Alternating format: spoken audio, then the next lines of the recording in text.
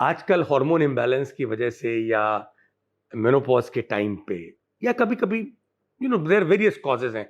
अब ये मुझ सब एक्चुअल में वो सारे कॉजेज़ हार्मोन इम्बैलेंस पर ही हैं। हमारे यहाँ इसकी ट्रीटमेंट बहुत पित्त के आधार पे बताई गई है। प्रदर को हमारे यहाँ असरक दर बोला गया है। ये क्या है? Heavy periods. मतलब जब 3 दिन का या 4 दिन का जो मेंस्ट्रुअल साइकिल का टाइम आता है ब्लीडिंग का, उस समय पर जब हेवी ब्लीडिंग होती है, उसको बोलते हैं मेनोरेजिया। हमारे यहाँ इसको क्या बोलते हैं आयुर्वेद में? असरक दर। असरक माने रक्त, दर माने उसका फ्लो होना। असरक दर यदि ये बहुत हैवी ब्लीडिंग होती है तो इसको रोकना बहुत जरूरी है। इसमें एक और इंटरेस्टिंग बात बताई गई है कि जब हैवी ब्लीडिंग होती है तो अंगमर्दम संवेदनम, इसका कॉमन सिम्टम बताया है। पूरी बॉडी में मर्दन जैसा दर्द होता है और वेदना, कहीं भी छुएंगे वहां पर वो लोग दर्द बताते हैं।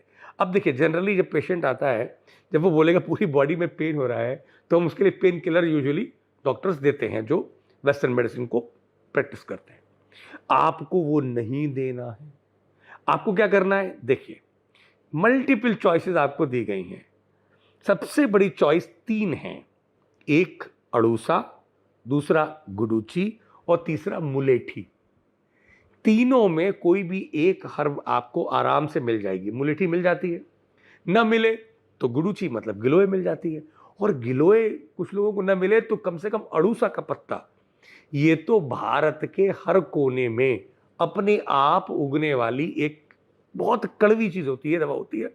ये लंग्स की प्रॉब्लम के लिए भी बहुत अच्छी है, और ये जितना भी ब्लड है उसके अंदर की जो टॉक्सिन्स है उनको ठीक करती है। अब देखिए, गुडुची गिलोय वो भी इम्यून सिस्टम को ठीक करती है, अड़ूसा वो भी इम्यून सिस्टम को ठीक करता है, मुलेठी वो भी इम्यून सिस्टम को ठीक करती है।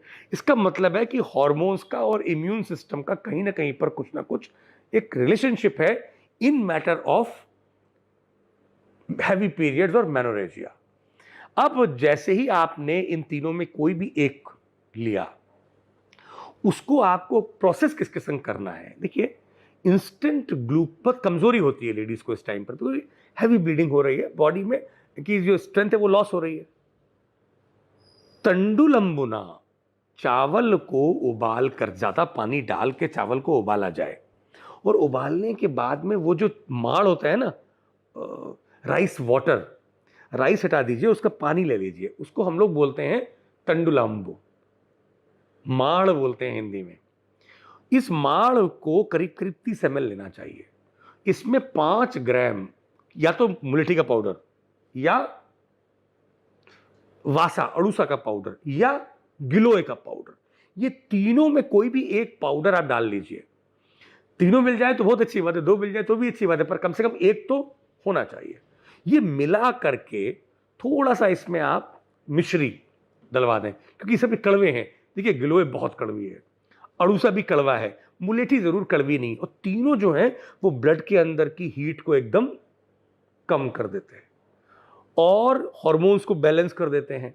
यहां तक कि मेल्स में भी, जो जिसमें मेल में जब दाढ़ी वगैरह कायदे से नहीं आती है, तो हम उन पेशेंट्स को ये कॉम्बिनेशन देते हैं ना, चावल के पानी में मुलेठी और गिलोय और अड़ूसा, तो एकदम ब्लड के अंदर हीट कम होती है और जो ग्रोथ है वो बिल्कुल ठीक हो जाती है, और ब्लड ठीक होगा तो अपने आप ही केश की जो बीमारी है वो ठीक होती है। लेडीज में भी जिनकी हेयर ग्रोथ बहुत हो रहा हो, वहां पर भी ये 3 जो हर्ब्स हैं विद राइस वाटर मैजिक का काम करती हैं। देखा होगा आप लोगों ने अपनी प्रैक्टिस में, बहुत सी लेडीज आके पूछती है कि वो मुझे वो बड़ा कॉस्मेटिक समस्या है वो लेडीज में। यदि जरा भी हेयर ग्रोथ होती है तो they feel very socially stressed up, शादी होने में दिक्कत होती है। तो उन सारी चीजों में आप इसका प्रयोग करवाइए, और कम से कम 3 साइकिल तक करवाइए, मतलब 3 महीने तक प्रयोग कराइए। आप देखेंगे कि मिरेकलस रिजल्ट मिलता है।